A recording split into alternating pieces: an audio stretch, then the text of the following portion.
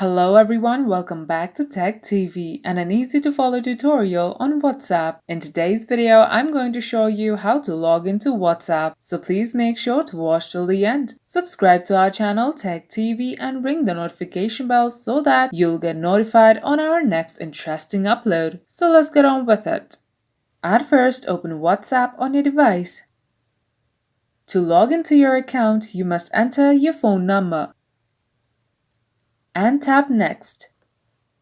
A verification code will be sent to your phone, and your phone number will automatically be verified.